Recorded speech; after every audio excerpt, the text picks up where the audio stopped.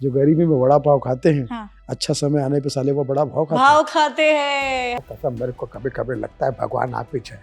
शानदार जबरदस्त जिंदाबाद, कितना बढ़िया आपने ये खूबसूरत सा पॉडकास्ट लाया वीराना के जी। कभी कभी लगता है ये सेक्रेट गेम है, लेकिन जब मुझे देखती तो हंस पड़ती थी। शक्ल ही इतनी कार्टून दे रखी थी ऊपर में। डेट है 2 दिसंबर 2024। इस दिन आप सडनली गायब हो गए। हरिद्वार बर्थडे का शो है और वहाँ पे आपको आना है। शाम का शो है, रात का शो है। तो मैंने कहा भाई ठीक है, पहुँच जाऊँगा मैं। तो वहाँ शाम की फ़्लाइट पहुँच के दिल्ली पहुँचा मैं, और वहाँ से फिर दूसरी गाड़ी आई मुझे लेने के लिए, और उस गाड़ी में मुझे उन्होंने किडनैप कर लिया। तो उन्होंने कहा 20 लाख रुपए चाहिए। अच्छा।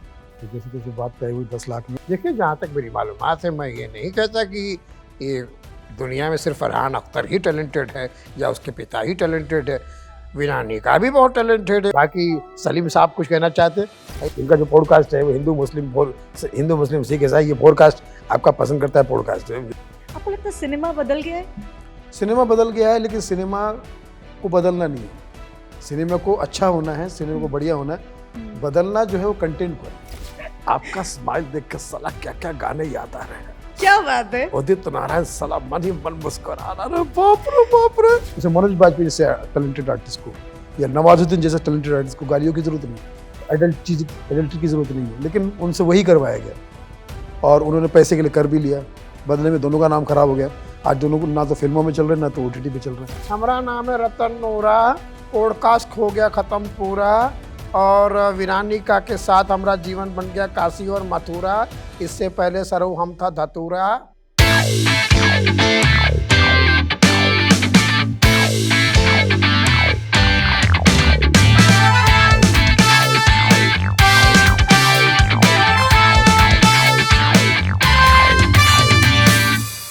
नमस्ते एंड वेलकम बैक टू आप बताओ हम सुनेंगे विद वेरोनिका वनिज। और आज के इस एपिसोड में कॉमेडी का एक अलग तड़का लगने वाला है, क्योंकि आज के हमारे गेस्ट है कौन जो कभी ना रहते हैं मौन। कॉमेडी के है डॉन, इनका काम है हंसना हंसाना। Please welcome Sunil Pal ji. नमस्कार नमस्कार। Thank you so much for coming Sunil ji. हमारे humble not so humble yellow couch पे आपका स्वागत है। काफ़ी इंटरेस्टिंग बातें होने वाली है इस शो में। आई होप बहुत बहुत स्वागत है आपका। बहुत बहुत शुक्रिया। मैं भी ये उम्मीद कर रहा हूँ क्योंकि आपके शो का जो वेव्स है वो बड़े पॉजिटिव लग रहे हैं और बहुत अच्छा सेट लग रहा है और अच्छे वातावरण में मैं आया हूँ, तो मुझे बहुत एक ऊर्जा, पॉजिटिव सकारात्मक ऊर्जा मिल रही है। Thank you so much Sunil ji. तो शुरू करें जी। आज भी सुनील पाल जब नाम हम सुनते हैं तो एक वो आपकी पर्सनैलिटी, आपके जोक्स, आपका काम अभी भी तक लोग नहीं भूले। तो आपको क्या लगता है कि आज के दौर में जो जैसे जितने कॉमेडियंस आ रहे हैं और एक आपने जो अपना मुकाम बनाया है, आपको क्या लगता है कि अभी कितना चेंज आया है इस चेंज तो बहुत कुछ आया है और आना भी चाहिए। परिवर्तन संसार का नियम है, और जब अच्छा चेंज आता है तो मैं तो उसका फ़ैन हो जाता हूँ, मुरीद हो जाता हूँ। हाँ। जैसे जब मैं आया था तो हमारे सामने थे जॉनी लीवर साहब, राजेश श्रीवास्तव जी हमारे सीनियर, उनके सीनियर थे के नायकर साहब, उमर शरीफ साहब। जब हम लोग आए तो हमारे बाद फिर कपिल शर्मा आए या और भी लोग आए, तो मैं उनका फ़ैन हो गया। तो अच्छे चेंज करने वाले और अच्छा काम करने वाले जब परफॉर्मर आते हैं तो मैं उनका फ़ैन हो जाता हूँ, चेंज शिष्य हो जाता हूँ और मुझे अच्छा लगता है। चेंज मैं अपने अंदर भी लाना चाहता हूँ, परिवर्तन लाना चाहता हूँ। कॉमेडी करने के अलग अलग जो स्टाइल ऑफ वर्किंग है, अगर वो मुझे सीखने का किसी से भी मौका मिलता है। नए में अभी जॉनी लीवर जी की बेटी कर रही है परफॉर्म, अच्छा कर रही है। VIP की बेटी कर रही है, ध्वनि बहुत अच्छा कर रही है।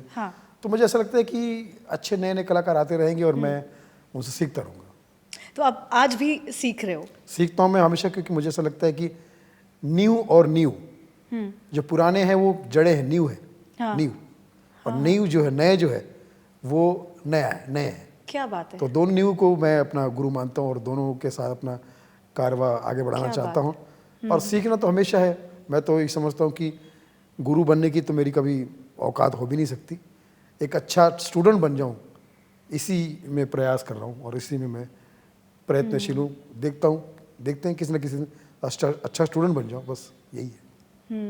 करेक्ट। तो लेकिन अच्छा लग रहा है कि बहुत सारी नई नई चेंजेस आ रहे हैं। पहले स्टेज से हमने शुरुआत की थी, फिर हमको ही टीवी पे भी मौका मिला, फिल्मों में मौका मिला, फिर ओटीटी की जब शुरुआत हुई तो सबसे पहले ओटीटी का शो जब आया था तो उस पर सुनील पाल है, सुनील पाल ही मैंने ओटीटी पर भी सबसे पहले परफॉर्म करने वाला बंदा मैं ही हूँ। अच्छा। क्रिकेट की सीरीज पे एक वेब सीरीज आई थी विवेक ओबरॉय की, जी जी जी। उसमें इनसाइड समथिंग स्टोरी कुछ था तो उसमें एज ए सुनील पाल, उसमें विजय सहनी वगैरह सब थे उसमें, ठीक, और ऋचा चड्ढा वगैरह थी। तो उसमें एज ए सुनील पाल मैंने पहला एपिसोड उसमें परफॉर्म किया था। वाह, फैंटास्टिक। तो फिल्मों में किया, डायरेक्शन किया, फिल्में बनाई,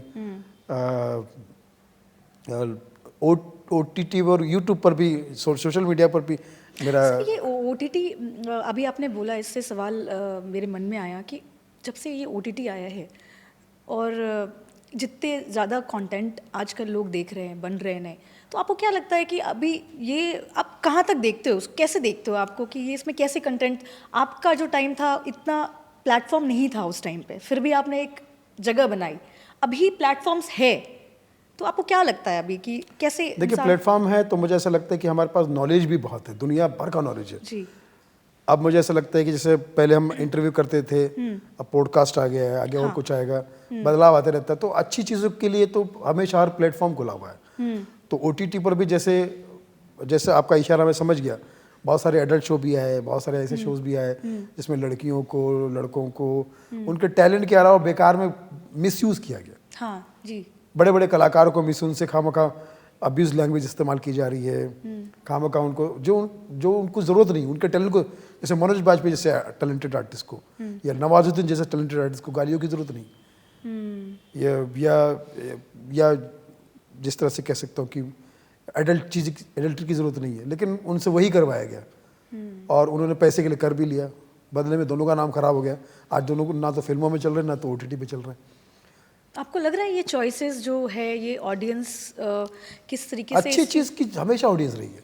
आप देखिए टीवी पे 12-15 साल तक एक प्रोग्राम चलता रहा, तारक मेहता का उल्टा चश्मा। करेक्ट। 15 साल तक चलता रहा, अभी भी चल रहा होगा शायद। अभी भी चल। एक पीढ़ी जवान हो गई है, कलाकार उसमें आए गए, कुछ लोग बेचारे नहीं रहे, लेकिन आज भी उस प्रोग्राम के लोग दीवाने। और क्या है, घर की कहानी है, घर घर की कहानी, एक मोहल्ले की कहानी है, एक बिल्डिंग की कहानी है। अब आप इस पे आ जाइए, ओटीटी पर आ जाइए, आप देखिए गुल्लक देखिए या पंचायत देखिए, एक सॉफ्ट सी कहानी है, साधारण सी कहानी है, एक गांव की कहानी है, साफ सुथरी कहानी है, चल गई। आपको लगता है सिनेमा बदल गया है? सिनेमा बदल गया है, लेकिन सिनेमा को बदलना नहीं है, सिनेमा को अच्छा होना है, सिनेमा को बढ़िया होना है। बदलना जो है वो कंटेंट को है, और जो कंटेंट जो है वो कंटेंट बदलने का मतलब ये नहीं कि कुछ भी बदलना, कुछ भी नहीं है, आपको कहानियों के नज़दीक जाना है। अच्छा। पहले हम लोग दिखाते थे कि गांव है, अब लोग गांव के घर में चले गए। तो जैसे मैंने कहा ना कि पंचायत कोई, अब ये अगर ये कहानी है, गांव की कहानी, नदिया के पार भी कहानी थी, गांव की थी, लेकिन ये कहानी कैरेक्टर की कहानी है। तो बदलाव जो है ऐसा कुछ नहीं है, बदलाव तो यही है कि इक्विपमेंट बदल गए हैं, प्लेटफॉर्म बदल गए, लेकिन कहानियाँ सुनने और देखने का ढंग वही है। जब मैंने कहा तारक मेहता आज भी चल रहा है, भाभी जी घर पे आज भी चल रहा है, और ये लाफ्टर शो कपिल शर्मा आज भी 10 साल से चल रहा है, और लेकिन है उनके। सर, कपिल शर्मा का नाम लिया आपने, कपिल शर्मा शो के बारे में आप क्या सोचते हैं? वो कैसा मतलब? देखिए, 5% हो सकता है कि उसमें कुछ ऐसी चीज़ें हो जो लोग उस पर सवाल करते हैं, लेकिन 95% और 10 साल से चलना मुश्किल काम है। 95% वो अपने अच्छे कंटेंट की वजह से चला है, उसमें बहुत अच्छे कैरेक्टर है, बहुत अच्छे लोग हैं। अब जैसे बाकी जो वल्गर शो या वल्गर कंटेंट वाले जो लोग आते हैं, जो इस बात की दुहाई देते हैं कि कपिल के शो में भी चलता है, वो लोग सिर्फ वल्गर कंटेंट लेके आते हैं, बुरा कंटेंट लेके आते हैं। यही वजह है क्योंकि वो मुश्किल से मुश्किल साल भर भी नहीं चलते, 2 साल भी नहीं चलते, वो पता नहीं कहाँ गए वो। सर, कपिल शर्मा शो पहले टीवी पे आता था, अभी नेटफ्लिक्स पे, तो आपको क्या लगता है इसमें जो चेंज आया ना, अभी एकदम टीवी की ऑडियंस कंप्लीटली नेट पे चली गई, ओटीटी पे चली गई है, तो ये ओटीटी आप कैसे देखते हो? टीवी पर भी अभी कपिल अगर वो ओटीटी पे चले गए हैं तो उसमें मैं उसको बढ़ोतरी ही मानता हूँ कि भैया टीवी के अलावा अब ओटीटी घर घर में, मोबाइल में, हाथों हाथ, और पूरे दुनिया में तीनों लोग में जाता है वो, पता नहीं कितने 100 200 देशों में जाता है, और टीवी जो है वो अब इस वक्त टीवी का प्लेटफॉर्म खाली है। अब कपिल शर्मा जैसा कोई दूसरा कलाकार चाहिए टीवी के शो के लिए, तो अच्छा है, कोई ना कोई आएगा अगर करेगा तो। सर आप सॉरी मैं आपको बीच में, क्योंकि आप सामने बैठे हैं और आपकी जो इमेज है सुनील पाल, मतलब दूसरे किसी के भी चेहरे पे मुस्कान ला देने वाले, आपका ह्यूमर इतना अच्छा है, तो आप भी कुछ थोड़ा बहुत सुना दीजिए आप अपना, जो आपका स्टाइल है, ऐसे हमारे ऑडियंस के लिए थोड़ी कुछ आप सुना सकते हैं अगर तो। देखिए, जब मैं पैदा हुआ तो वहीं से कॉमेडी शुरू हो गई थी। अच्छा। लोग 9 महीने में पैदा होते, मैं सेकंड में पैदा हुआ। अच्छा, सेकंड में, सेकंड में 1 तारीख को लेबर डे होता, दूसरी तारीख को ये लेबर पैदा हो गया। ओह, 1 मई लेबर डे, हाँ दूसरे दिन ये लेबर पेन दुनिया को लेबर पेन देने आ गया। हाँ। फिर जिस साल में पैदा हुआ उस साल 2 चीज़ें रिलीज हुई, सुनील पाल और फिल्म शोले, ओहो, दोनों चीज़ें रिलीज हुई। तब से लेके अब तक डेस्टिनी मुझे कह रही सुनील पाल शोले, यहाँ शोले वहाँ शोले, इसका शोले उसका शोले, और शोले ही जा रहा हूँ मैं। क्या बात है। और मेरे पिताजी रेलवे में थे, अच्छा, तो वो हमेशा मुझे कहते थे तू रेलवे में भर्ती हो जा। उस जमाने में नौकरी पे लग जा को भर्ती हो जा कहते थे। अच्छा। रेलवे में भर्ती हो जा, फला में भर्ती हो जा। हाँ तो उन्होंने कहा पिताजी मैं रेलवे में आप चाहते हैं, लेकिन मैं फिल्मों में काम करना चाहता हूँ, यहाँ करना चाहता हूँ।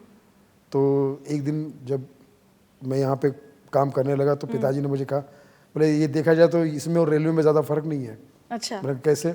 बोले रेलवे लाइन है, फिल्म लाइन है, हाँ टीवी स्टेशन है, रेडियो स्टेशन है, हाँ रेलवे स्टेशन है ना, रेलवे ट्रैक है, हाँ म्यूजिक ट्रैक है, हाँ। ओटीटी प्लेटफॉर्म है, रेलवे प्लेटफॉर्म है। तो उन्हें बोले एक तरह से देखा जाए तो तरक्की का real way is a railway. Railway, वाह क्या बात है। तो मैं समझता हूँ कि मेरे पैदा होने से ही मैंने पहला जब डांस किया था फिल्म हिम्मत वाला पे, गाने पे डांस किया था रेलवे कंपटीशन में। और कितना हिम्मत वाला था कि मैंने डांस किया था जितेंद्र जी के गाने पे। लड़की नहीं है तू लकड़ी का खंबा है, बक बक मत कर नाक तेरा लंबा है। इस गाने पे मैंने डांस किया और पहला इनाम मुझे स्टील का कटोरा मिला। स्टील का कटोरा? जी, स्टील का कटोरा लेके जब पिताजी के पास में गया, मैंने कहा पिताजी मुझे स्टील का कटोरा मिला। बोले बस बेटा, अब तेरा काम धंधा शुरू हो गया, एक कटोरा ले और दर दर जा। दर दर जा। असल में उनका ये कहना था कि इस कटोरे से जो बटोर सकता है बटोर, प्यार बटोर सकता है, नॉलेज बटोर सकता है, जो बटोर, आशीर्वाद। तो ये जो चटोरा है, इसका पहला इनाम स्टील का कटोरा है, जिससे इसने दुनिया का प्यार बटोरा है। And still I am working. Very nice. Sunil ji, आप दुनिया को हंसाते हैं, दुनिया को एंटरटेन करते हैं।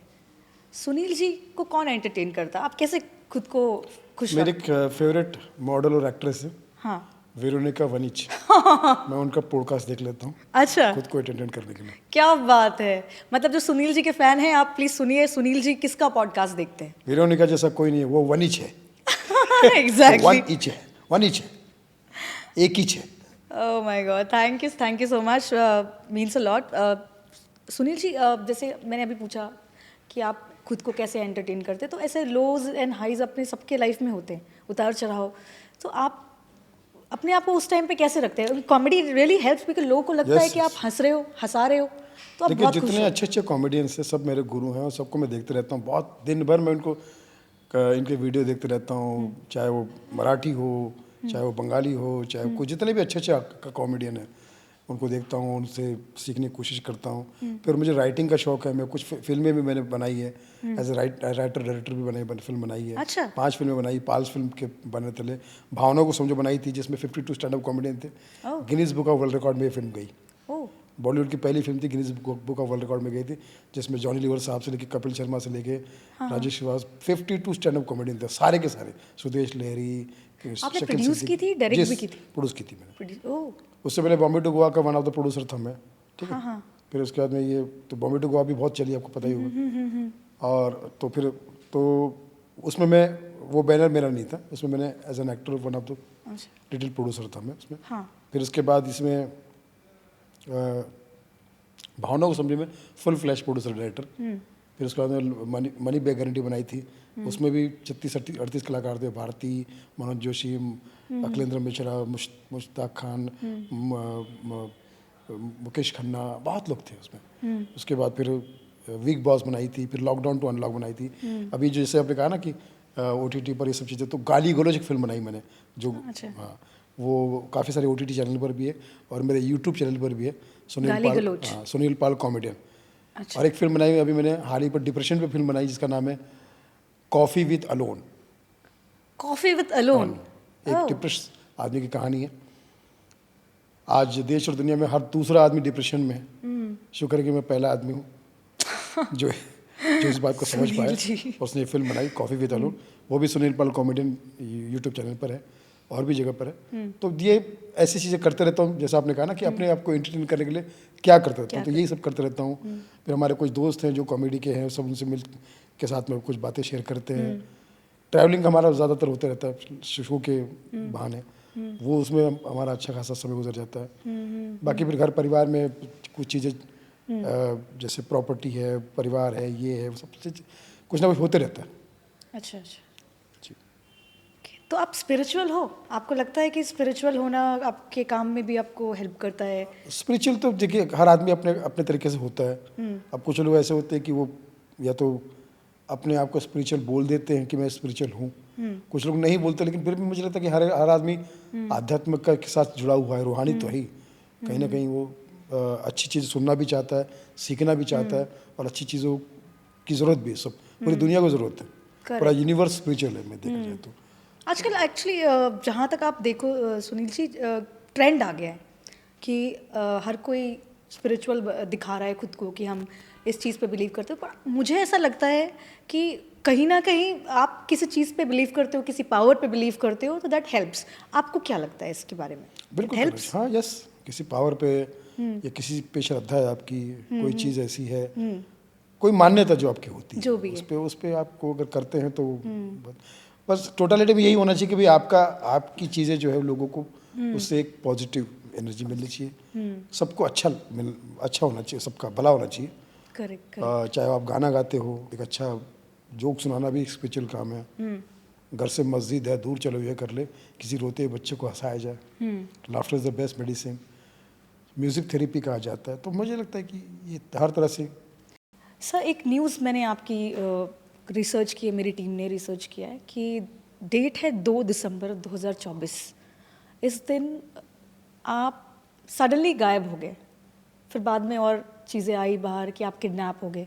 तो क्या सर, ये क्या था? ये सच था क्या? ये एकदम सच कहानी है, ये सच है ये। और अच्छा। मुझे एक शो के लिए एक फ़ोन आया था हाँ। एक हफ्ते पहले, नवंबर के 25 तारीख को, अच्छा। 25-26 तारीख को, कि आपको एक शो करना है हरिद्वार में, बर्थडे का शो है और वहाँ पे आपको आना है, शाम का शो है, रात का शो है।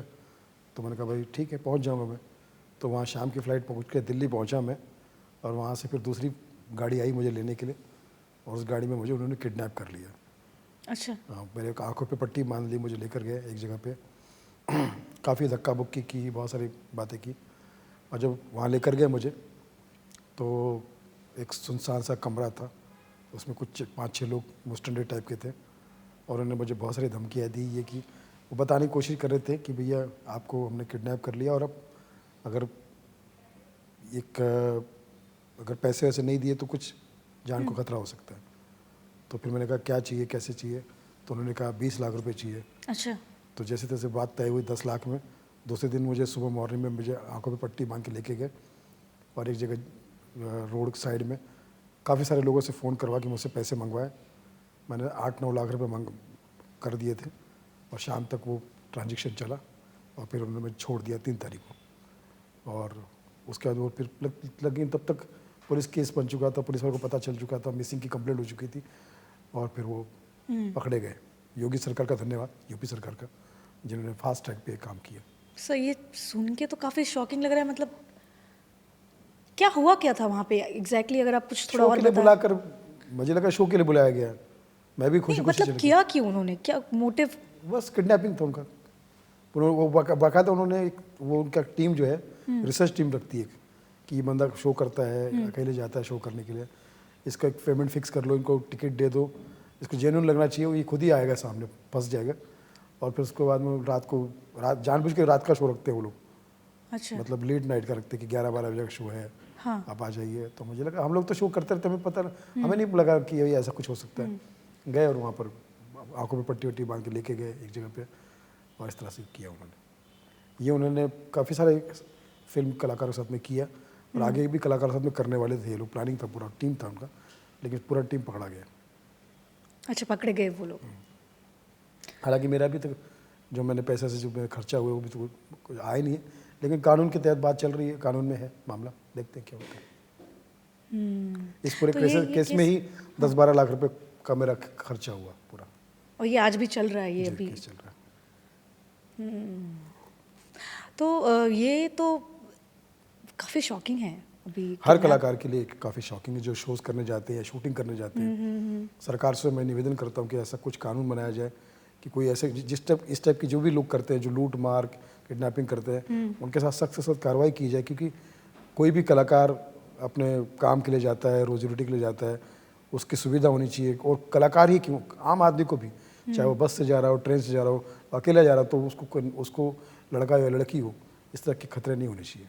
सुनील जी, हमारे शो का एक सेगमेंट है येस नो, जिसमें कि मैं आपसे कुछ सवाल पूछूंगी, आपको जो लगता है येस या नो में जवाब दे दीजिएगा। तो मैं एक सवाल आपसे पूछूंगा, उसको आपको यस करना पड़ेगा पहले। जी। कुछ खाने पीने के लिए है कि नहीं? खाने मैंने देखा कि आपको काम की भूख है। हाँ। लेकिन दुनिया में भूख काम के अलावा भी किसी और की पेट की भी भूख होती है। बिल्कुल सुनील जी, आप हमारे गेस्ट हैं, आपके लिए सब कुछ। एक सेकंड, पापी पेट सवाल कर रहा है। एक सेकंड सुनील जी। हेलो रामू काका, सुनील जी के लिए कुछ ले आओ। ये जो हमारा फोन है ना, हाँ, ये ऐसा ही है, ये देखो एक सेकंड में क्या आ गया। बात है, बहुत बढ़िया, ये मुझे अच्छा लगा। हाँ, ये अच्छा, वड़ा पाव, समोसा पाव। ओ तेरी, हाँ, आपको पसंद नहीं आया? मुझे लगा कि आप कुछ हॉट डॉग वगैरह कुछ मंगाएंगे। पक्का नेक्स्ट टाइम, नेक्स्ट एपिसोड में मैं आपको इस टाइम बुलाऊंगी। बजट नहीं था। अभी सर, लेकिन मैं मजाक कर रहा हूँ, मेरा वड़ा पाव जो है बड़ा मशहूर, बड़ा फेमस है। मेरा एक शेर भी इस पे, अच्छा। जो गरीबी में वड़ा पाव खाते हैं, जो गरीबी में वड़ा पाव खाते हैं, हाँ। अच्छा समय आने पे साले वो बड़ा भाव खाते भाव खाते हैं। हाई फाई, ये ओके। तो आप खाइए वड़ा पाव और हैं। मेरा फेवरेट है। अच्छा, तो अब हम अपने शो के नेक्स्ट सेगमेंट में पहुंचेंगे, जिसमें कि मैं आपसे कुछ भी सवाल करूंगी, आप यस या नो आप जवाब दे देंगे, और जैसा आपको मन करे आप उसको एक्सप्लेन भी कर सकते हैं, नहीं तो पास ऑन भी कर सकते हैं। ठीक है, तो ये मैं ऐसे रख देती हूँ और सवाल आए आपके लिए।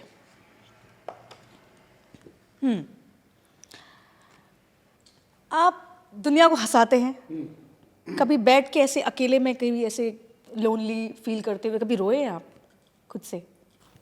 बहुत बार। इससे जवाब दीजिए सुनील जी। यस। यस, रोए हैं। तो जो ये चेहरा हंसता हुआ है वो रोता भी है? देखिए, हर कॉमेडियन या हर इंसान वो एक नॉर्मल इंसान भी होता है। हाँ।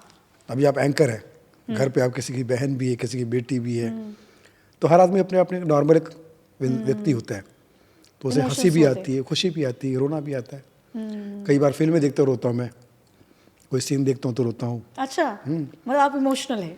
कोई गाना सुन लिया तो रोता हूँ, कोई बात याद आ गई, कोई परिवार, कोई रिश्तेदार, कोई, तो रोते। बिल्कुल। दूसरा सवाल, आपको गुस्सा आता है बहुत, जैसे कि खा जाऊं किसी को, वैसा गुस्सा आता है कभी? यस। आपको देख के तो नहीं लगता आपको गुस्सा आता होगा सुनील जी, आप तो सरप्राइज सुनील जी के इतने फ्लेवर्स भी है। इमोशन। अगला सवाल, अपने फायदे के लिए कभी किसी का नुकसान किया है? नो, ऑनेस्ट है। क्योंकि किसी को खुल के हंसाना इससे बड़ी आदत नहीं, किसी को खुल के हंसाना इससे अच्छी आदत नहीं, और किसी के दिल को दुखाना इससे बुरी आदत नहीं। क्या बात है, क्या बात है। तो मैं समझता हूँ कि हाँ, सॉरी, किसी को खुल के हंसाना इससे बड़ी इबादत नहीं।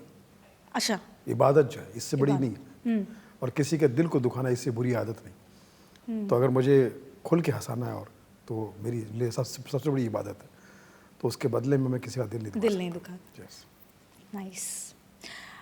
कभी चाहे स्कूल डेज में हो, कॉलेज डेज में हो, अभी भी किसी को ऐसे प्रपोज किया, किसी पे क्रश आया है, किसी को ऐसे रैंडमली मतलब ओह आई लाइक दिस, या यू नो वो चीज़ आई की लड़कियों आपने पे क्रश तो बहुत था, अच्छा। लेकिन लड़कियां जब मुझे देखती थी हंस पड़ती थी, अच्छा मुझे हंसी आ क्यों? जाती थी। शक्ल ही इतनी कार्टून दे रखी थी ऊपर वाले ने, और ऊपर से हालात भी ऐसे थे कि गरीबी के रेखा के नीचे जया के नीचे, श्रीदेवी के नीचे, अच्छा, जयप्रदा सबके के नीचे, सबके नीचे था।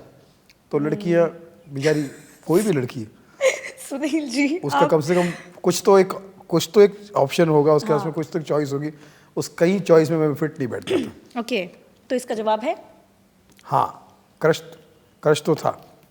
प्रपोज किया है, सवाल हमारा हाँ, प्रपोज किया है, लेकिन जवाब जो भी आया रिप्लाई में जो आया है वो ये है। Very funny, that was nice. Okay, so next, ऐसा कोई प्रोजेक्ट आपने जो करा हो, काम ऐसा कोई इवेंट हो सकता है, कुछ भी जो करने के बाद आपको अफसोस है कि मैं क्यों किया, मैंने ऐसा कभी हुआ है? रिग्रेट नहीं, कभी नहीं हुआ? मतलब आप जो डिसाइड आप करते हो नो, ओके कभी नहीं। क्योंकि जो भी काम किया वो ईमानदारी से किया। जिसने काम मुझे दिया उनका बहुत बहुत शुक्रिया। सारे ऐसे लोगों का जिन्होंने मुझे काम के लिए बुलाया, इस लायक समझा कि मैं किसी काम के लायक हूँ, मैं सबका धन्यवाद करता हूँ। और सबको आज हाथ जोड़ के धन्यवाद करना चाहूँगा कि इसी तरह से आप मुझे काम में बुलाते रहिए, मुझे परफॉर्म करवाते रहिए। मेरा कोई ईगो नहीं है, सिर्फ पेमेंट है। सिर्फ पेमेंट है कोई ईगो नहीं है, बस सिर्फ पेमेंट है, और वो आपका आशीर्वाद है। वेरी नाइस सुनील जी। लास्ट, अभी काम के लिए किसी को मैसेज करते हो आप, जैसे कुछ हाँ, प्रोजेक्ट करना करता हूँ। है, कोई अप्रोच करते हो? कोई अच्छा प्रोजेक्ट हो, हमारे बहुत सारे दोस्त लोग शुरू करते रहते हैं काम, तो उनको मुबारकबाद भी देता हूँ। अच्छा, यस पहले बोलना पड़ेगा ना? यस। यस।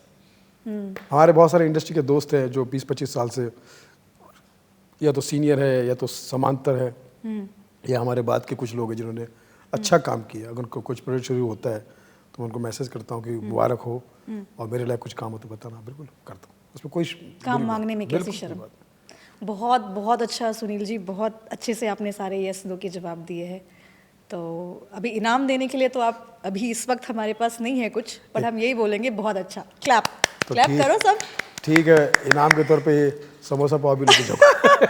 समोसा पाव। आपका बचपन कैसा था? बचपन में बहुत अतरंगी और सतरंगी था मैं। मतलब मैं समझता कि पूरा फिल्मी कीड़ा था मैं। हमेशा फिल्म के स्कूल छोड़ के, स्कूल से बंक करके टॉकीज के पीछे, फिल्म टॉकीज होती थी, उनके पीछे घूमता था। मुझे लगता था ये फिल्म में जो हीरो दिखते थे, हीरोइन दिखते हैं, ये पर्दे के पीछे कहीं रहते हैं।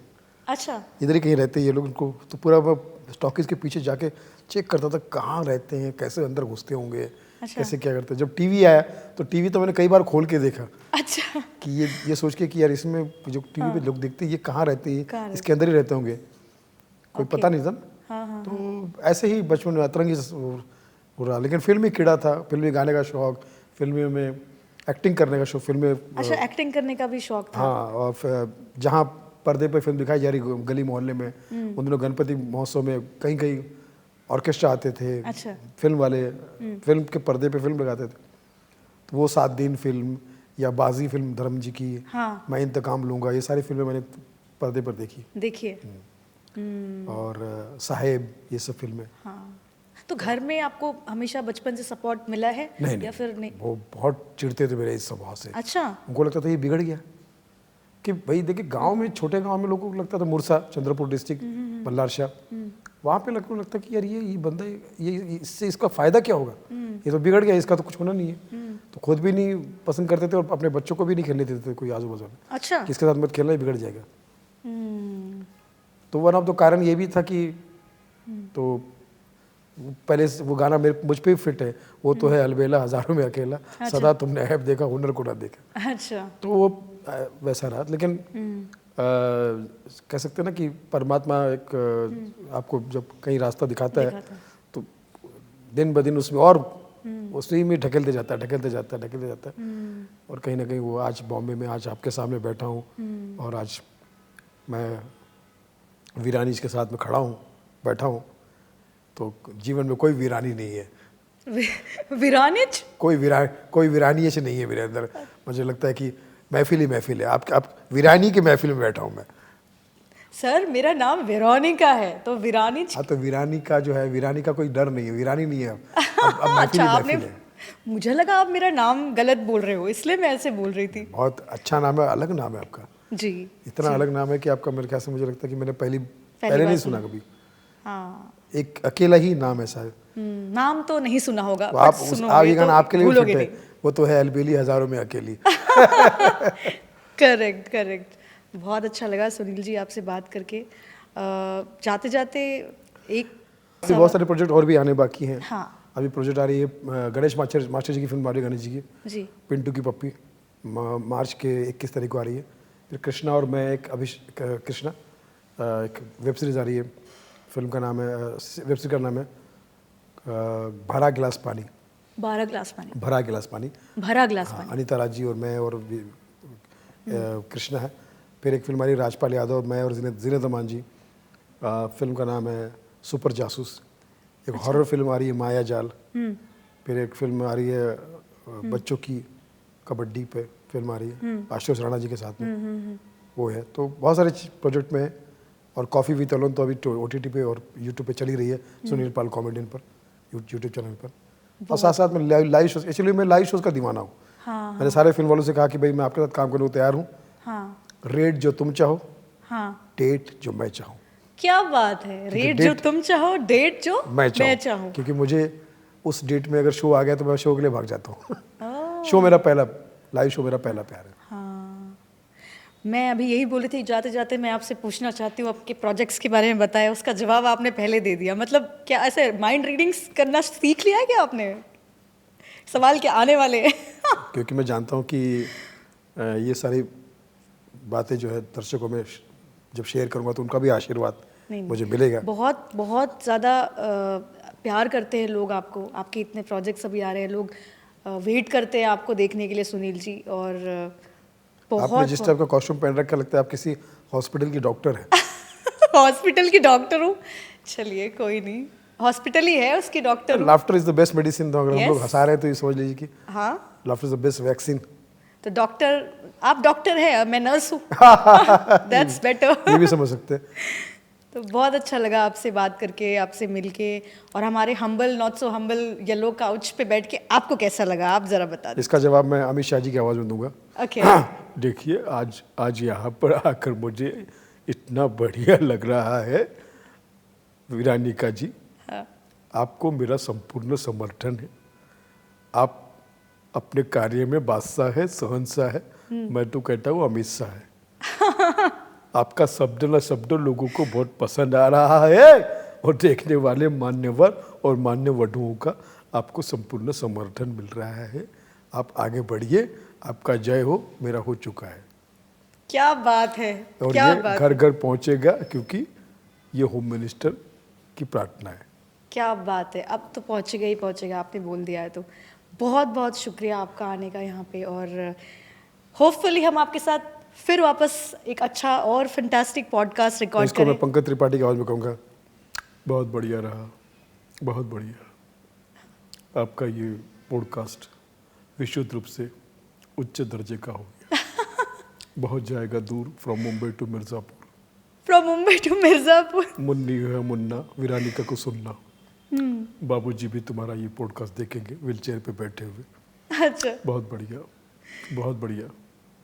Thank you. आपको समय का बलिदान करना पड़ेगा, देखना पड़ेगा। नवाजुद्दीन सिद्दीकी कहेंगे, माँ कसम मेरे को कभी कभी लगता है भगवान आप पीछे है।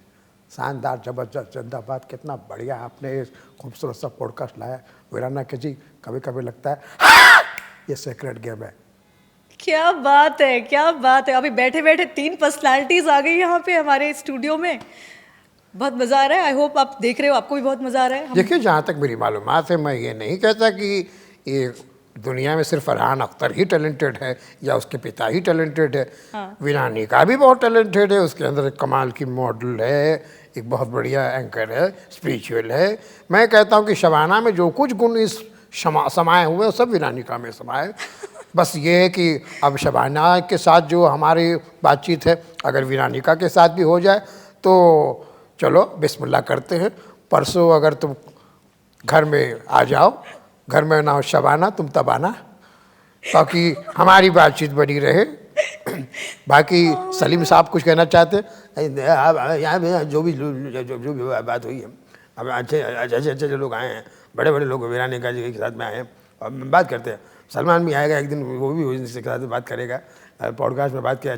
इनका जो पॉडकास्ट है वो हिंदू मुस्लिम सिख ईसाई, ये पॉडकास्ट आपका पसंद करता है पॉडकास्ट, अच्छा लगेगा, आपको पूरी तरह से आप अच्छा है, बढ़िया है, छा जाएंगे आप। ये पॉडकास्ट जो है, ये पॉडकास्ट की दुनिया का शहजादा सलीम है। क्या बात है, क्या बात है, बिग क्लैप। क्या बात है सर, बैठे बैठे इतने लोगों को आपने यहाँ पे ला दिया हमारे हम्बल नॉट सो हम्बल वीरानिका जी, आपका स्माइल देख के साला क्या क्या गाने याद आ रहे हैं। क्या बात है। उदित नारायण, साला मन ही मन मुस्कुरा रहा है, बाप रे। अरे उदित जी, वाह। चांद छुपा बादल में, साला पॉडकास्ट में गाना गाऊंगा लेकिन साला कॉपीराइट का प्रॉब्लम आ जाएगा, इसलिए ज़्यादा नहीं गाऊंगा। बस यही कहूंगा कि वीरानिका जो है, आपका नाम जरूर है लेकिन आप अपने आप में मेला है, दुनिया हसीनों का मेला। बाप रे बाप, साला क्या आपको मैं फ्लाइंग किस दूंगा। क्या बात है। नॉर्मल किस में आजकल मेरा केस बन जाता है। तो ये थे सुनील जी, बहुत मजा आया। अभी हम बात करेंगे तो करते जाएंगे, समय का थोड़ा बंदिश है, लेकिन अगले पॉडकास्ट में हम इनसे और डिटेल में बात करेंगे। अगर सुनील जी ने हमें अपनी डेट दे दी तो फिर हम वापस मिलेंगे इनके साथ और इंटरेस्टिंग। आप जैसी सुंदर लड़की के साथ में कौन डेट पे नहीं आना चाहेगा। बस हो गया, अभी देखो ऑडियंस के सामने आपने बोल दिया है तो अभी वापस बुलाएंगे, डेट पे डेट लेंगे, पॉडकास्ट पे podcast. Thank you so much for coming. God bless you all, आप सब जियो 1000 साल। हमारा नाम है रतन नोरा, पॉडकास्ट हो गया ख़त्म पूरा, और वीरानिका के साथ हमारा जीवन बन गया काशी और मथुरा। इससे पहले सरऊ हम था धतूरा। तो आप सब जियो हजारों साल, यही तहे दिल से दुआ दे रहा है रतन नूरा और Sunil Pal. Love you all. क्या बात है। बहुत बढ़िया sir, thank you so much for coming. आप बताओ हम सुनेंगे वेरोनिका वनिज के साथ। नमस्कार दोस्तों, मैं हूं सुनील पाल, आपका कॉमेडी का लाल, और आप लोग देख रहे हैं पॉडकास्ट नंबर 1 पॉडकास्ट आप बताओ हम सुनेंगे विथ वीरानिका वनिज। ऑल द बेस्ट, देखते रहो।